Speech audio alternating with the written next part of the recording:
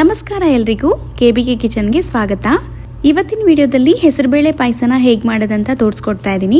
ಹಬ್ಬದ ಟೈಮಲ್ಲಿ ಅಥವಾ ಮನೆಗೆ ಯಾರಾದರೂ ನೆಂಟರು ಸಡನ್ ಆಗಿ ಬಂದ್ರೆ ಅಥವಾ ನಿಮ್ಗೆ ಏನಾದರೂ ಸ್ವೀಟ್ ತಿನ್ಬೇಕು ಅಂತ ಆಸೆ ಆಗ್ತಿದ್ರೆ ಈ ತರ ಒಂದೇ ಒಂದು ಬಟ್ಲು ಹೆಸರುಬೇಳೆ ಪಾಯಸನ ಮಾಡ್ಕೊಂಡು ಕುಡೀರಿ, ತುಂಬಾನೇ ರುಚಿಯಾಗಿರುತ್ತೆ, ಆರೋಗ್ಯಕ್ಕೂ ಒಳ್ಳೆಯದು। ಮೊದಲು ಹೆಸರುಬೇಳೆನ ಡ್ರೈ ರೋಸ್ಟ್ ಮಾಡ್ಕೋಬೇಕು। ಅದಕ್ಕೆ ನಾನಿಲ್ಲಿ ಅರ್ಧ ಕಪ್ ಆಗೋಷ್ಟು ಹೆಸರುಬೇಳೆನ ಒಂದು ಕುಕ್ಕರ್ಗೆ ಹಾಕಿ ಲೋ ಫ್ಲೇಮಲ್ಲಿ ಒಂದು 3 ರಿಂದ 4 ನಿಮಿಷ ಚೆನ್ನಾಗಿ ಹುರ್ಕೋಬೇಕು। ಜಾಸ್ತಿ ಹುರಿಬಾರ್ದು, ಟೇಸ್ಟ್ ಹಾಳಾಗ್ಬಿಡುತ್ತೆ।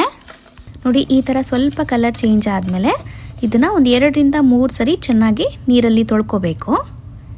ಈಗ ಇದಕ್ಕೆ ಅದೇ ಕಪ್ಪಲ್ಲಿ 2 ಕಪ್ ಆಗೋಷ್ಟು ನೀರು ಹಾಕ್ಕೋತಾ ಇದ್ದೀನಿ, ಜೊತೆಗೆ 1 ಟೀ ಸ್ಪೂನ್ ಆಗೋಷ್ಟು ತುಪ್ಪ ಹಾಕಿ ಒಂದು ಲಿಡ್ನ ಕ್ಲೋಸ್ ಮಾಡಿ ಮೀಡಿಯಂ ಫ್ಲೇಮಲ್ಲಿ 3 ವಿಸಿಲ್ ಕೂಗಿಸ್ಕೋಬೇಕು। ಅಷ್ಟರಲ್ಲಿ ಬೆಲ್ಲದ ನೀರನ್ನು ರೆಡಿ ಮಾಡೋಣ।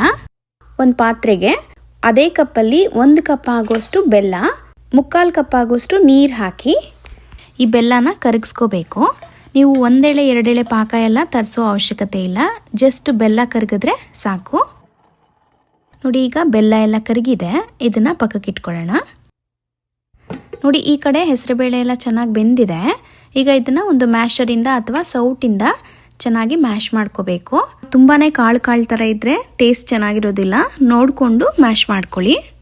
ಇದಕ್ಕೀಗ ನಾವು ಮಾಡಿಟ್ಕೊಂಡಿದ್ವಲ್ಲ ಬೆಲ್ಲದ ನೀರು, ಅದನ್ನು ಫಿಲ್ಟ್ರ್ ಮಾಡಿ ಹಾಕ್ಕೊಳ್ಳೋಣ। ಇದರಲ್ಲಿ ಏನಾದರೂ ಕಲ್ಲಿದ್ದರೆ ಫಿಲ್ಟ್ರ್ ಆಗಿಬಿಡುತ್ತೆ। ಈಗ ಇದನ್ನು ಚೆನ್ನಾಗಿ ಮಿಕ್ಸ್ ಮಾಡಿ ಒಂದು 3 ರಿಂದ 4 ನಿಮಿಷ ಕುದಿಸ್ಕೋಬೇಕು। ಇದು ಕುದೀತಾ ಇದ್ದಾಗೆ ಮನೆಯೆಲ್ಲ ಘಮ ಘಮ ಅಂತ ಸ್ಮೆಲ್ ಬರ್ತಿದೆ।